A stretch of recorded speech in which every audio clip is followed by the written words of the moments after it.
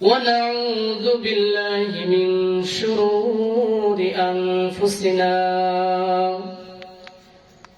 ومن سيئات أعمالنا من يهده الله فلا مضل له ومن يضلله فلا هادي له ونشهد أن لا إله إلا الله وحده لا شريك له ونشهد أن سيدنا وسندنا وحبيبنا وطبيب قلوبنا وأرواحنا ومولانا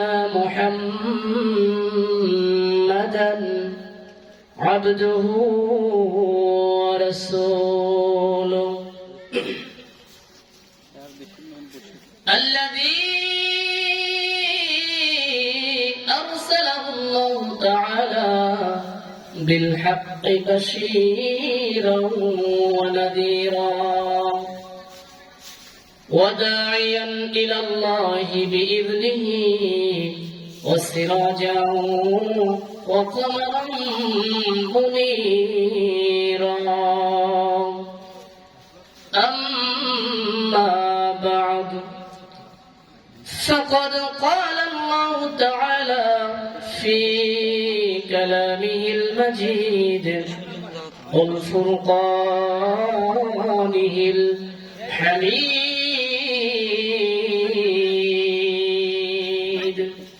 সকলে মহব্বতে শয়তানের থেকে পানাহ চাওয়ার জন্য আল্লাহ পাকের কাছে আমরা সকলে সমস্যায় পড়ছি আউযু বিল্লাহি মিনাশ শাইতানির রাজীম বিসমিল্লাহির রাহমানির রাহিম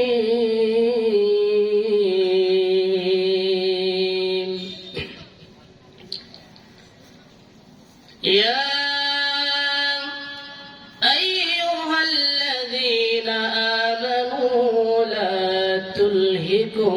أموالكم ولا أولادكم عن ذكر الله ومن يفعل ذلك فأولئك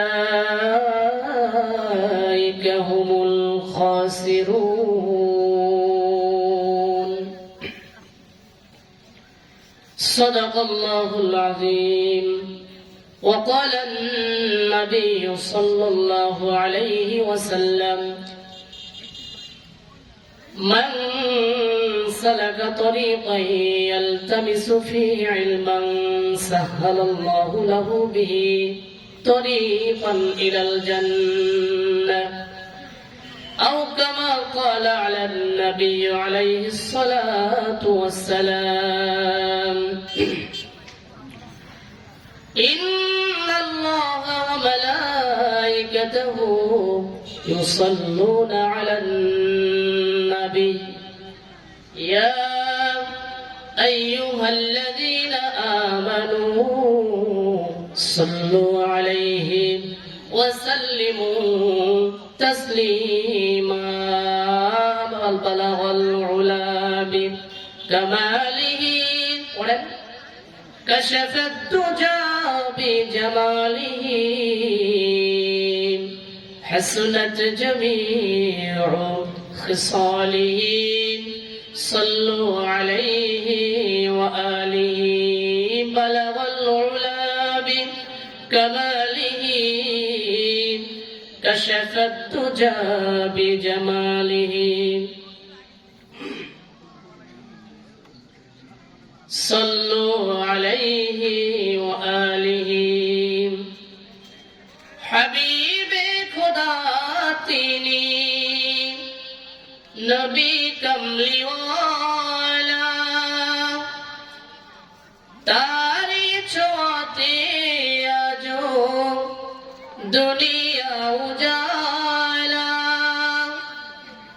হাবিবে খুদা তিনি নবী কমলিওয়ালা তারি ছোঁয়াতে দেখো দুনিয়া উজালা তারি বিরহে দু চোখ তারি বিরহে দু চোখ অশ্রু ঝরায় যে ফুল যুগ যুগান্তরে খুশবু ছড়ায় আল্লাহুম্মা সাল্লি আলা একটু আওয়াজ দিয়ে বলেন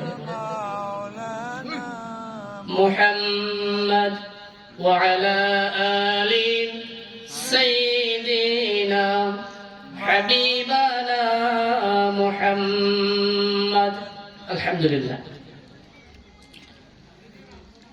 খাদুলি দিগর নূরশাহী দারুল কোরআন হাফিজা মাদ্রাসা ও গ্রামবাসীর যৌথ উদ্যোগে 3 দিন ব্যাপী তাফসীরুল কোরআন মাহফিলের আজকে সমাপনী রজনী। আজকে মাহফিলের সম্মানিত সভাপতি সাহেব জনাব মোহাম্মদ হাসান আহমেদ জেমস মল্লিক ভাই, নবনির্বাচিত চেয়ারম্যান মথুরাপুর ইউনিয়ন পরিষদ এবং সভাপতি মথুরাপুর ইউনিয়ন আওয়ামী লীগ। আজকের মাহফিলের প্রধান অতিথি জনাব বীর মুক্তিযোদ্ধা আলহাজ মোহাম্মদ হাবিবুর রহমান, মাননীয় জাতীয় সংসদ সদস্য। আজকের মাহফিলের প্রধান আকর্ষণ, প্রধান বক্তা আন্তর্জাতিক খ্যাতি সম্পন্ন মুফাসসিরে কোরআন, সামাজিক যোগাযোগের মাধ্যমের জনপ্রিয় মুখ, লেখক এবং গবেষক, মিডিয়া ব্যক্তিত্ব শায়েখ এম হাসিবুর রহমান মাদ্দাজিল্লাহুল আলী। আমার সামনে উপবিষ্ট বাপ ভাই বন্ধুগণ, পর্দার অন্তরালে দোয়ার খনি মা ও বোনেরা, সকলকেই অন্তর থেকে শুকরিয়া এবং ধন্যবাদ, শুভেচ্ছা জ্ঞাপন করছি। আসুন আমরা সর্বপ্রথম সেই মহান আল্লাহ পাকের দরবারে প্রাণ খুলে হৃদয়টাকে উজাড় করে শুকরিয়া আদায় করছি, যে মহান মাবুদ অন্যান্য মানুষকে যেমন এখনো শয়তানের ধোঁকায় ফেলে রাস্তার মধ্যে রেখেছেন, বাজারের মধ্যে রেখেছেন। কারণ মাহফিলে যারাই বসেছে তারা আল্লাহ পাকের টানে, কোরআনের টানেই বসেছে, ঠিক কিনা? আপনারা কি ঘুম পাড়তেছেন? আপনারা রাগ করেন না, জিতছেন আপনারা, ঠকছে তারা। যারা মাহফিলের প্যান্ডেলে বসেছেন আপনারা জিতেছেন, যারা বসতে পারে নাই কপাল পোড়া, কারণ ওদের সওয়াবের দরকার নাই, এরকম মনে করতেছে। আমরা খুশির স্বরে অন্তরস্থল থেকে আল্লাহ পাককে জানিয়ে দেই, আল্লাহ আমরা রাজি হয়েছি, এজন্য অন্তর থেকে পড়ছি, বলেন আলহামদুলিল্লাহ। লাখ কোটি দরুদ ও সালাম আমার আপনার প্রান্তের নবীর প্রতি, যিনি গোটা ধর্মের মানুষের জন্য আদর্শ, বলেন সুবহানাল্লাহ। সেই নবীর প্রতি সংক্ষিপ্ত দরুদ পড়ে নিচ্ছি, সকলেই পড়ুন সাল্লাল্লাহু আলাইহি ওয়াসাল্লাম। সম্মানিত হাজিরিন, সূরা মুনাফিকুন থেকে একটা আয়াত তেলাওয়াত করেছি। কোন সূরা? সূরা মুনাফিক। কোরআন শরীফের মধ্যে কয়টা সূরা বলেন তো? কতটি সূরা? 114টি। তার মধ্যে আল মুমিনুন, সূরা মুমিনুন আছে, মুমিনদের নামেও সূরা আছে, এক বচন বহু বচন দুইটাই আছে। কিন্তু আল্লাহ পাক আবার মুনাফিকদের নামেও সূরা নাযিল করলেন। বলেন তো মুনাফিক কাদের মধ্যে থাকে? ইহুদির মধ্যে? মুনাফিক মুসলমানদের মধ্যে থেকে হয়। মুসলমান বন্ধুরা আমার, আল্লাহ রাব্বুল আলামিন তার নবীর মাধ্যমে ঘোষণা করে দিলেন, ও আমার উম্মতেরা, শোনো শোনো শোনো, তোমাদের জন্য তেমন কোন ভয়ের আমি জিনিস রেখে যাচ্ছি না। আমি নবীজি তোমাদেরকে ঘোষণা দিচ্ছি, কিয়ামতের পূর্ব মুহূর্ত পর্যন্ত একটা দলের আমি অবশ্যই ভয় করি, যে দলটা হলো মুনাফিক। তবে এই দলটা কোনো ইহুদির মধ্যে থেকে হবে না, এই দলটা কোনো খ্রিস্টানদের মধ্যে থেকে হবে না, এই দলটা কোনো হিন্দুদের মধ্যে থেকে হবে না, এই দলটা কোনো বৌদ্ধদের মধ্যে থেকে হবে না। এই দলটা একমাত্র তৈরি হবে মুসলমানের মধ্যে থেকে। নাম যারা মুসলমান, জোরে কোন ঠিক কিনা? এই জন্য মুনাফিকের আয়াত থেকে, মুনাফিক সূরা থেকে আমি একটা আয়াত তেলাওয়াত করেছি। আল্লাহ বলেছেন, ইয়া আইয়ুহাল্লাযীনা আমানু হাল আদুল্লুকুম আলা তিজারাতিন তুনজিকুম মিন আযাবিন আলীম। আল্লাহ রাব্বুল আলামিন বলেন, ইয়া আইয়ুহাল্লাযীনা আমানু লা তুলহিকুম আমওয়ালুকুম ওয়ালা আওলাদুকুম আন যিকরিল্লাহ। ও আমার ঈমানদার বান্দারা, শুনে নাও, শুনে নাও। তোমরা যেহেতু ঈমান এনেছো, আমি আল্লাহর প্রতি বিশ্বাস স্থাপন করেছো, তোমাদেরকে কিছু নিয়ম ফলো করতে হবে। সেইটা কি? লা তুলহিকুম আমওয়ালুকুম, আমি তোমাদেরকে সন্তান সন্ততি আর জমি জমা সম্পত্তি সবকিছু দান করব। তবে লা তুলহিকুম আমওয়ালুকুম, এই সন্তানেরা যেন, এই জমি জমা সম্পত্তি যেন, লা তুলহিকুম আমওয়ালুকুম ওয়ালা আওলাদুকুম আন যিকরিল্লাহ, আমার স্মরণ থেকে তোমাদেরকে যেন গাফিল না করে ফেলে। জোরে কোন ঠিক কিনা? এ মুসলমান, অপর আয়াতে আল্লাহ বলেছেন, আল মালু ওয়াল বানুনা যিনাতুল হায়াতিদ দুনিয়া, সন্তান এবং সম্পত্তি, জমি জমা সবকিছুই দুনিয়ার জন্য একটা সৌন্দর্য। এ মুসলমান, আপনি যদি সম্পদটাকে আল্লাহর পথে ব্যয় করেন, সন্তানকে ইসলামের জন্য কোরবান করে দেন, ইসলামী শিক্ষায় সুশিক্ষিত করেন, সন্তান আপনার হয়ে গেল। আপনার এই সন্তানের মাধ্যমে কাল কঠিন কিয়ামতের ময়দানে আল্লাহ পাকের কাছে কোনো জবাবদিহি করতে হবে না, বরং ওই সন্তানের কারণে আল্লাহ আপনাকে জান্নাত দিয়ে দেবে। বলেন সুবহানাল্লাহ।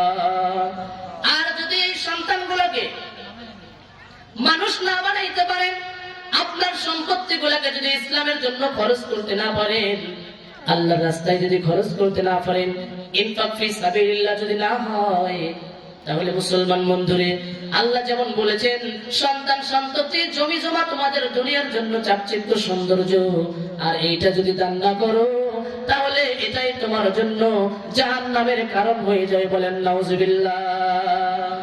এই জন্য এই আয়াতের মধ্যে আল্লাহ বলছেন, লা তুলহিকুম আমওয়ালুকুম ওয়ালা আওলাদুকুম আন যিকরিল্লাহ, এই সন্তানগুলো, এই সন্তান সন্ততি, জমি জমা সম্পত্তি, এই যে অর্থাৎ এই জিনিসগুলো যেন তোমাদেরকে আল্লাহর স্মরণ থেকে গাফিল না করে। গাফিল মানে বুঝুন তো? খেয়াল করেন এদিকে, যা শুনতেছেন কোরআনের কথাই শুনতেছেন, একটু খেয়াল করেন এদিকে। গাফিল মানে বুঝুন তো? গাফিল মানে যে আল্লাহকে স্মরণ করতেই চায় না, দুনিয়ার অন্য কোন জিনিস তাকে ভুলিয়ে রেখেছে, আর সবকিছুই স্মরণ থাকে, কিন্তু আল্লাহ পাকের কথা, আল্লাহ পাকের কাজ, এই সমস্ত জিনিস তার স্মরণ থাকে না। সম্মানিত হাজিরিন, আল্লাহ বলছেন, এই কাজটা যদি কেউ করে, সন্তান সন্ততি জমি জমা সম্পত্তির মোহে যদি কেউ পড়ে যায়, আল্লাহ বললেন, ওমাই ইয়াফআল যালিকা, এই সম্পত্তির মোহে, সন্তানের মোহে কেউ যদি পড়ে যায়, ফাউলাইকা হুমুল খাসিরুন, এই লোক আজীবন ক্ষতিগ্রস্তের মধ্যে পড়েছে। জোরে বলেন নাউজুবিল্লাহ। সন্তান আমাদের আছে না নাই? সন্তান আছে না? সম্পত্তি জমি জমা আছে না নাই?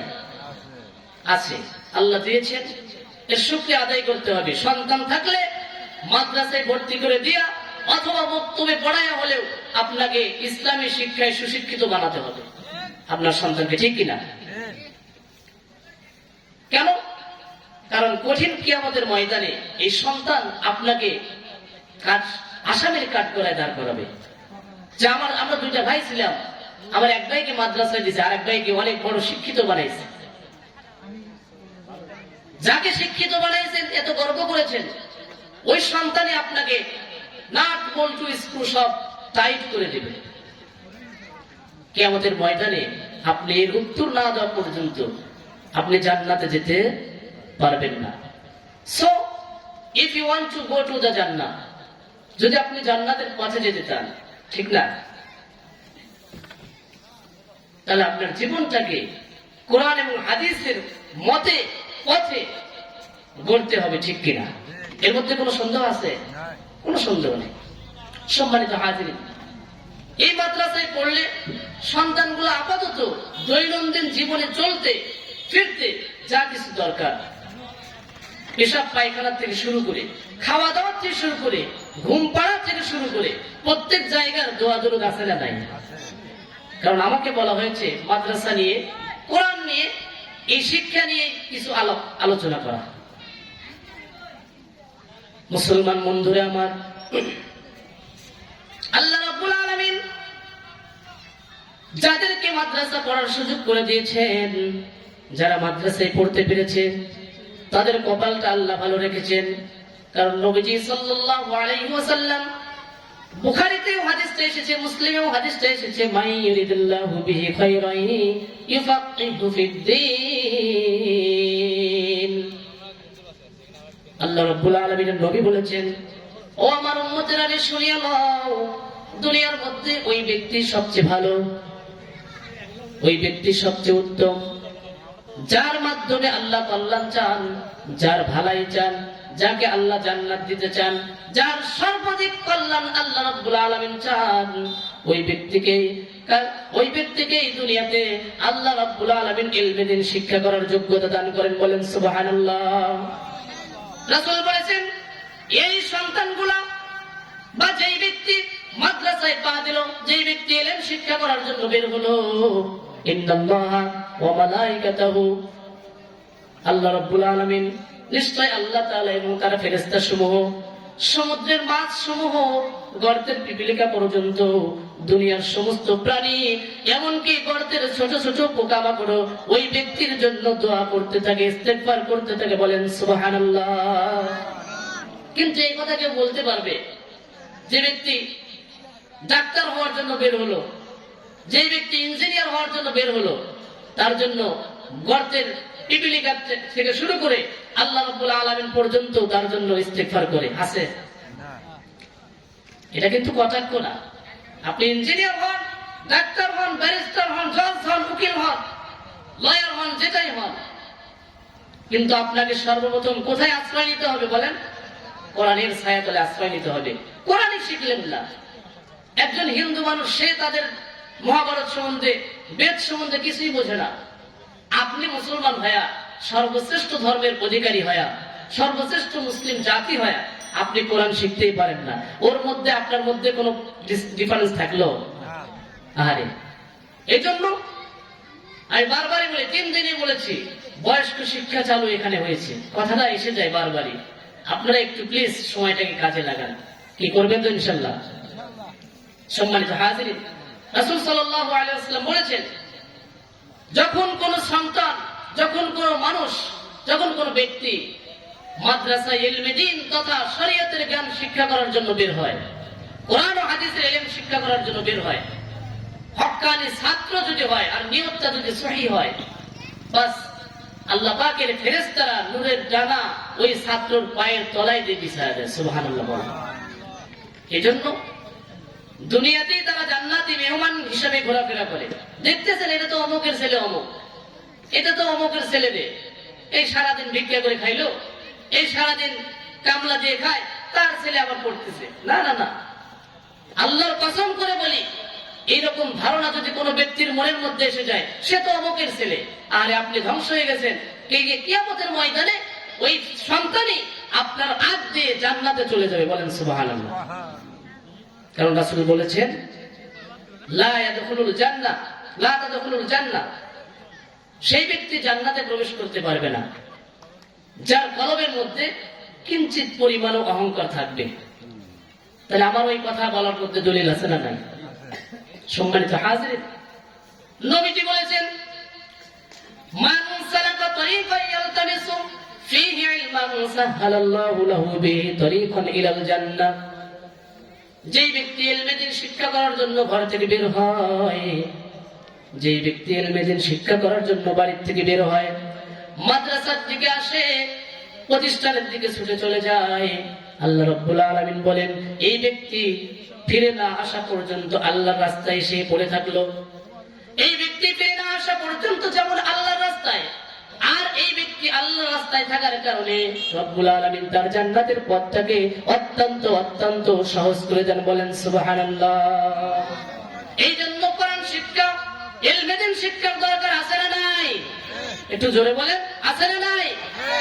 সম্মানিত হাজিরিন, এই জন্য আপনাদের সন্তান নাতি পুতি যাই থাকুক না কেন, রব্বুল আলামিনের দরবারে ফরিয়াদ করবেন, আল্লাহ আমার সন্তানগুলাকে দিতে পারি নাই, আমার নাতিটাকে মাদ্রাসায় পড়াইলাম, এই উসিলায় তুমি আমার জীবনের গুনাহ খাতাগুলি মাফ করে দিয়ে আমার জান্নাতের রাস্তাটাকে সহজ করে দাও। বলেন সুবহানাল্লাহ।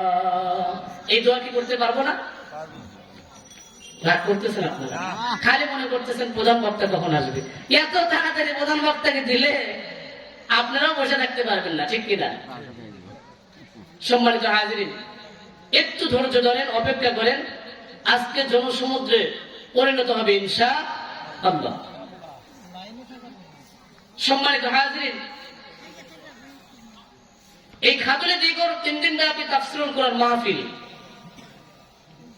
এখানকার পজিশনটা সকলের ভালো লাগে, ঠিক কিনা?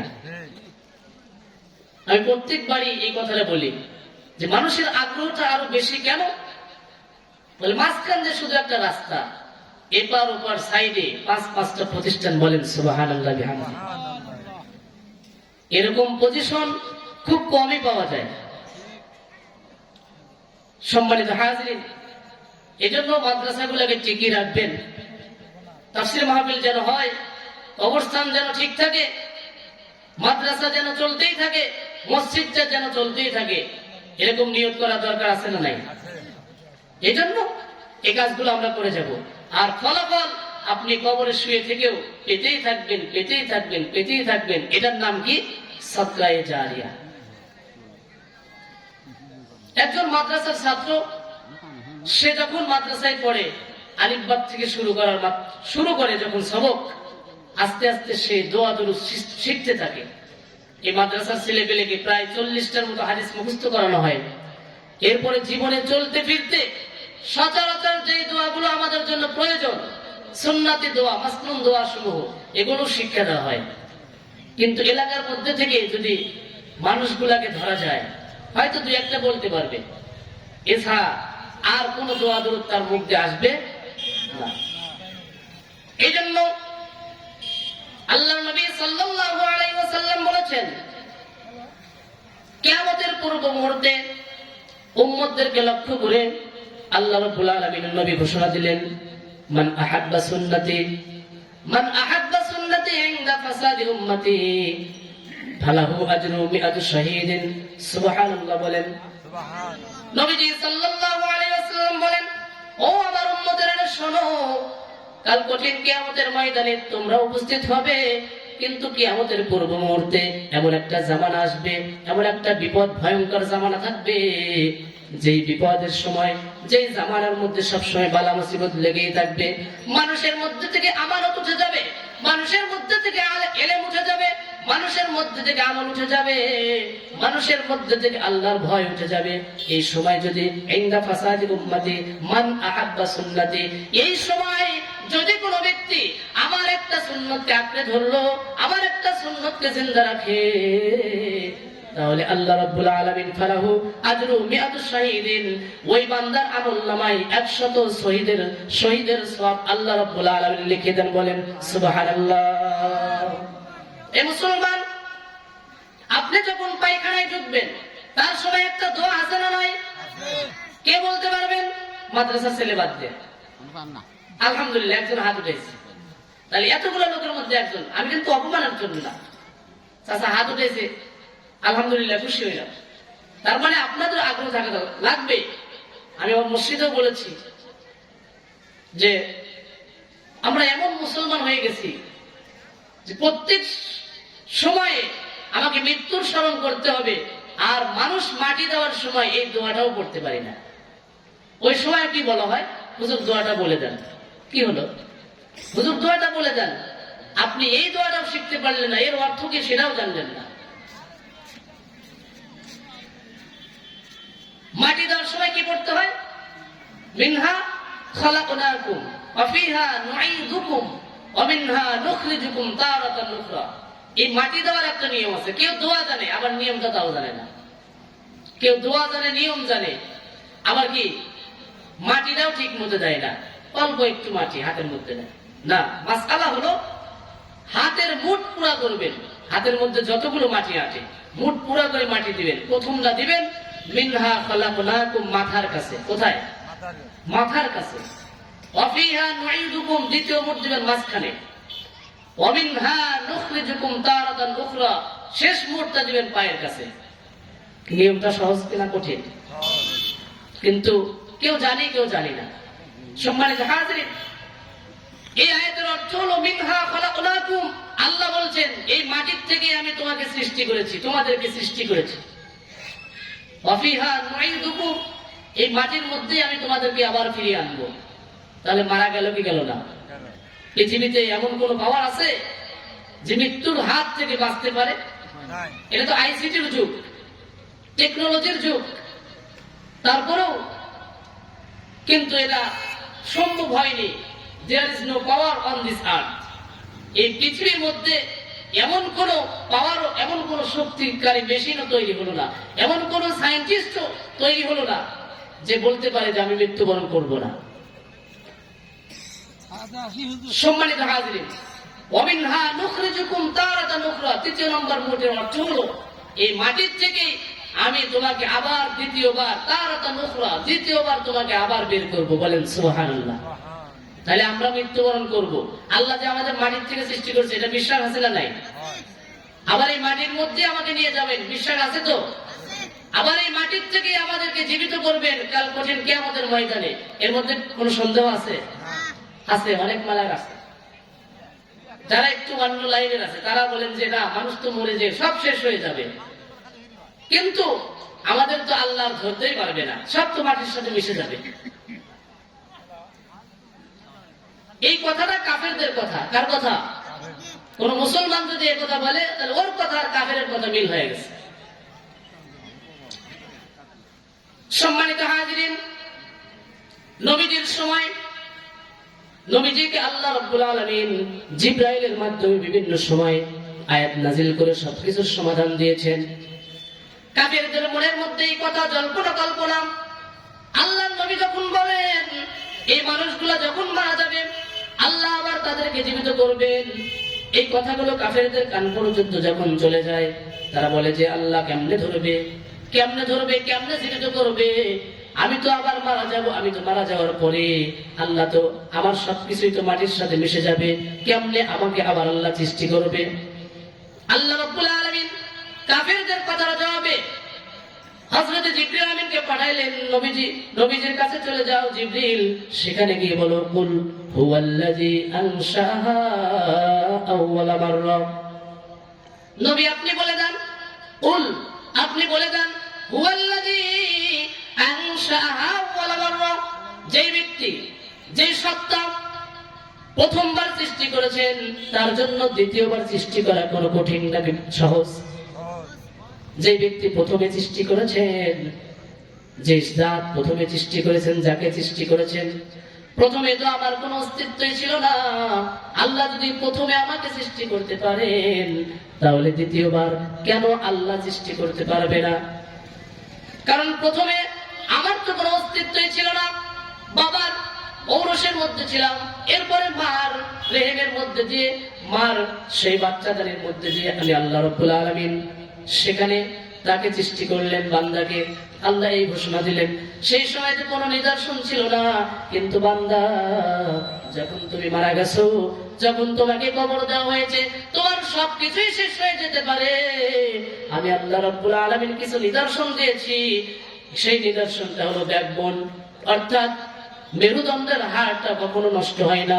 এটা একটা যত মাটির নিচে থাকে, যত নিচেই থাকুক না কেন, আল্লাহ রাব্বুল আলামিন তার একটা নিদর্শন কিয়ামত পর্যন্ত রেখে দেন। বলেন সুবহানাল্লাহ। এজন্য কোনো সন্দেহ রাখার দরকার নাই। যারা প্রশ্ন করে ওরা কোরআনটাকে অস্বীকার করেছে, যারা প্রশ্ন করে আল্লাহ রাসূলের ওহীকে অস্বীকার করেছে, যারা এই কথা বলে কোরআন হাদিস মতে, তারা এখনো ঈমানদার নয়, মুসলিম নয়। এই কথার মধ্যে কোনো সন্দেহ আছে? সম্মানিত হাজিরিন, এই জন্য দোয়া দরুদ গুলো শিখবেন, এর অর্থ গুলো শিখবেন। খুবই মজার মজার দোয়া, ইসলাম এমন একটি ধর্ম, Islam is the completed code of life. একদম ইসলাম একটা পরিপূর্ণ জীবন বিধান। এই কথা স্বয়ং সম্পূর্ণ, এই কথার মধ্যে কোনো সন্দেহ নাই। সম্মানিত হাজিরিন, বান্দা যখন পেশাবখানায় পায়খানায় ঢুকে তখন একটা নিয়ম আছে। কারণ আল্লাহ রাসূল এগুলো কেন শিখাইলেন? বলতে পারেন পায়খানা পেশাব করা এটা তো একটা দুর্গন্ধ নাপাকির কাজ, কিন্তু এটা হলো পৃথিবীর মধ্যে সবচেয়ে বড় কষ্ট। আপনি পায়খানা পেশাব কতক্ষণ চেপে ধরে রাখতে পারবেন? পারবেন কি? কোন মেশিনের মাধ্যমে পারবেন না। এক সময় যতই আপনি চেপে রাখেন আপনাকে ওই জায়গায় যেতেই হবে, ঠিক কিনা? তো আল্লাহ রাব্বুল আলামিন বললেন, নবীজির মাধ্যমে বলে দিলেন, এইটা হলো পৃথিবীর সবচেয়ে বড় কষ্ট। সুতরাং যে ব্যক্তি পেশাব পায়খানায় ঢুকবে, ইস্তেঞ্জা করার জন্য ঢুকবে, ইস্তেঞ্জা সারবে, তখন তার বাম পা যেন আগে যায়। মসজিদে দিতে হয় কোন পা? ডান পা। আর পায়খানায় পেশাবখানায় দিতে হয় বাম পা। বাম পা আগে দিবেন, এরপর একটা দোয়া পড়বেন, মাথা ঢাকা রাখতে হবে। কারণ ওই পায়খানার মধ্যে, পেশাব পায়খানার যে জায়গা, সেখানে দুষ্ট প্রকৃতির জিনেরা বসবাস করে। এজন্য নবীজি বলেছেন, আল্লাহুম্মা ইন্নী আউযু বিকা মিনাল খুবুসি ওয়াল খাবাইস। তোমরা যখন পেশাব পায়খানায় ঢুকতে যাও, তোমরা এই দোয়াটা সঙ্গে সঙ্গে পড়ে নাও। আর এর অর্থটা অত্যন্ত চমৎকার। আল্লাহুম্মা ইন্নী আউযু বিকা মিনাল খুবুসি ওয়াল খাবাইস। আল্লাহ, আমি তোমার কাছে আশ্রয় চাচ্ছি মিনাল খুবুসি ওয়াল খাবাইস, দুষ্ট প্রকৃতির জিনের থেকে। জিন সেটা নারী হোক অথবা পুরুষ হোক, এই দুষ্ট প্রকৃতির জিনের থেকে আমি তোমার কাছে পানা চাচ্ছি। বাস আপনি সেই জায়গায় কাজ সারতেছেন, আবার কাজটা যখন শেষ হয়ে গেল, আপনার পেশাব পায়খানা যখন দূর করলেন, তখন আর একটা দোয়া আছে। তখন বের হওয়ার সময় ডান পাটা আগে দিয়ে বের হতে হবে। এরপরে একটা দোয়া আছে, গুফরানাকা আলহামদুলিল্লাহিল্লাযী আযহাবা আন্নিল আযা ওয়া আফানি। তখন আপনি আল্লাহর কাছে দোয়া পড়লেন, গুফরানাকা, আমি আল্লাহর কাছে মাফ চাচ্ছি, আল্লাহ তোমার কাছে ক্ষমা চাই। আলহামদুলিল্লাহ, আর আমি প্রশংসা করছি তোমার, সমস্ত প্রশংসা তোমার জন্য। আযহাবা আন্নিল আযা ওয়া আফানি, যে আল্লাহ তাআলা আমাকে বিশাল মুসিবত কষ্ট থেকে উদ্ধার করলেন। বলেন সুবহানাল্লাহ। আবার মসজিদে ঢুকবেন, কত সুন্দর দোয়া। এরপরে ভাত খাইতে যাবেন, কত সুন্দর দোয়া। এরপরে ঘুমাতে যাবেন, আল্লাহুম্মা বিসমিকা আমুতু ওয়া আহইয়া। ওয়াল্লাহ, তোমার নামে আমি শুয়ে পড়তেছি, তোমার নামে মৃত্যুবরণ করব, আবার তোমার নামে যেন জাগ্রত হইতে পারে। বলেন সুবহানাল্লাহ। ঘুম থেকে উঠবেন, সেখানেও দোয়া আছে না নাই? এই দোয়াগুলো কোথায় শিক্ষা দেওয়া হয়? মাদ্রাসায় শিক্ষা দেওয়া হয়। আল্লাহ রাব্বুল আলামিন নবী বলেছেন, আলহামদুলিল্লাহিল্লাযী আহইয়ানা বা'দা মা আমাতানা ওয়া ইলাইহিন নুশুর। আল্লাহর নবী বলেছেন, আলহামদুলিল্লাহিল্লাযী আহইয়ানা, সমস্ত প্রশংসা আর তারিফ সেই মহান আল্লাহ পাকের জন্য। আল্লাযী আহইয়ানা, যিনি আমাকে জীবিত করেছেন, বা'দা মা আমাতানা, আমার মৃত্যু হওয়ার পরে, ওয়া ইলাইহিন নুশুর, আর আমরা সকলেই ওই আল্লাহ পাকের কাছে একত্রিত হব। বলেন সুবহানাল্লাহ। এই মুসলমান, আল্লাহ রাব্বুল আলামিনের নবী সাহাবায়ে কিরামকে দোয়াগুলো শিক্ষা দিতেন। আর এই দোয়াগুলো আমরা হুজুরদের কাছে মাদ্রাসায় শিখেছি। আমার একজন হুজুর বলছিলেন, আমি তখন হেফজখানায় 5 পারা পড়ি মাত্র। আমার হুজুর বলেছিলেন, আল্লাহ পাকের 99টি নাম রয়েছে। আন আবি হুরায়রা রাদিয়াল্লাহু তাআলা আনহু قال قال رسول الله صلى الله عليه وسلم إن لله تعالى 99 اسما من أحصاها دخل الجنة। সুবহানাল্লাহ। বলেন আল্লাহ রাব্বুল আলামিনের নবী বললেন, আমার উস্তাদ বলতেছেন, মুহিবুল্লাহ এদিকে আসো। তিনি বললেন, তুমি যদি ইচ্ছা করো আল্লাহর জান্নাতে যেতে চাও, তাহলে আল্লাহর 99টি নাম রয়েছে। হযরত আবু হুরায়রা বলেন, নিশ্চয় আল্লাহ পাকের 99টি সিফাতি নাম রয়েছে। এই নাম যেই ব্যক্তি সুন্দর করে অন্তরে ধারণ করবে, কলবের মধ্যে ধারণ করবে, আল্লাহ রাব্বুল আলামিন এই সংরক্ষণ করার কারণে আল্লাহ তাকে জান্নাত দিয়ে দেবে। বলেন সুবহানাল্লাহ। আমি বললাম যে ঠিক আছে, নামগুলোকে আমাকে একটু দেন। আল্লাহ রাব্বুল আলামিনের দয়ায় আমি কিন্তু ওই সময় মুখস্থ করে ফেলেছিলাম। এ মুসলমান, এখনো প্রত্যেক দিনে একটু পড়ার চেষ্টা করি, ছাত্রদের মাঝেও একটু ধরাধরি করি। আল্লাহর 99টি নাম কি জানেন? কি জানেন আপনারা? আল্লাহর 99টি নাম রয়েছে। আল্লাহর 99টি নামের গুণবাচক নাম। এই নামগুলো অত্যন্ত বরকতি নাম। এই নাম দিয়ে বড় বড় কবিরাজি পর্যন্ত করা যায়। বলেন সুবহানাল্লাহ। সম্মানিত হাজিরিন, সেই রাসূল সাল্লাল্লাহু আলাইহি ওয়াসাল্লাম সাহাবী বললেন, আল্লাহর 99টি নাম হলো হুয়াল্লাহুল্লাযী লা ইলাহা ইল্লা হুয়ার রহমানুর রহিম, الملك القدوس السلام المؤمن المهيمن العزيز الجبار المتكبر الخالق البارئ المصور الغفار القهار الوهاب الرزاق الفتاح العليم القادر الباسط الخافض الرافع المعز المذل السميع البصير الحكم العدل اللطيف الخبير الحليم العظيم الغفور الشكور العلي الكبير الحفيظ المقيت الحسيب الجليل الكريم الرقيب المجيب الواسع الحكيم الودود المجيد الباعث الشهيد الحق الوكيل القوي المتين الولي الحميد المحسن المبدئ المعيد المحيي المميت الحي القيوم الواجد الماجد الواحد الأحد الصمد القادر المقتدر المقدم المؤخر الأول الآخر الظاهر الباطن الوالي المتعالي البر التواب المنعم المنتقم العفو الرؤوف مالك الملك ذو الجلال والإكرام الرب المقسط الجامع الغني المغني المعطي المانع الضار النافع النور الهادي البديع الباقي الوارث الرشيد الصبور একটু চিৎকার দিয়ে বলেন সুবহানাল্লাহ। এই 99টি নাম তখন মুখস্থ করেছিলাম। আজকে আমার মাদ্রাসার অনেক ছাত্ররা এই নামগুলো মুখস্থ করার চেষ্টা করতেছে। দোয়া করেন, তারাও পারবে। আপনিও যদি কোনো দোয়ার ব্যাপারে একটু সংকোচ বোধ করেন, দ্বিধাদ্বন্দ্বহীন থাকেন, দ্বিধাদ্বন্দ্ব অবস্থায় থাকেন, আপনি কোন দোয়া পারেন না, একটু বসেন, ছেলেরাও শিক্ষা দিবে। শরম করে লাভ নাই। শরম করলে একটা মাওসাসিরা কথা বলে, শরম করলে গরম ভাত পাওয়া যায় না। সবসময় কষা ঠান্ডা ভাতই খাওয়া লাগে। এই জন্য সম্মানিত হাজির, একটু নিজেকে শুধরানোর জন্য অনেক দোয়া দরুদ আছে, একটু শিক্ষা করেন। কারণ আল্লাহ রাসূল রান্নাঘর থেকে শুরু করে রাষ্ট্র পরিচালনা পর্যন্ত যা দরকার, এর ভিতরে যা দরকার সব শিক্ষা দিয়েছেন। আল্লাহ রাব্বুল আলামিন আমাদেরকে এই দোয়াগুলো শিক্ষা করার তৌফিক দান করুন, বলেন আমিন।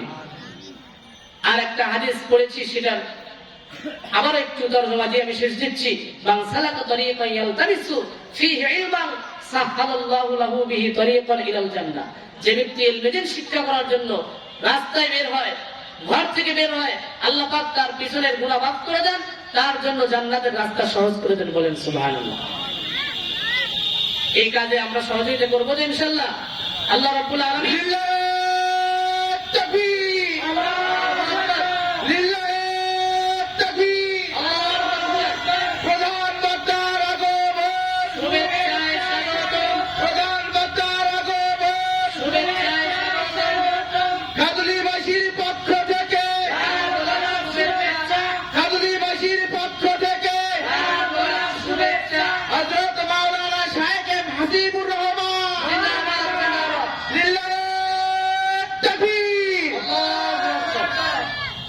আলহামদুলিল্লাহ, প্রধান মেহমান এসে গেছেন। এর কারণে আপনারা খুশি না বেজার? আলহামদুলিল্লাহ, আল্লাহ পাক সকলকে শেষ পর্যন্ত থাকার তৌফিক দান করুন।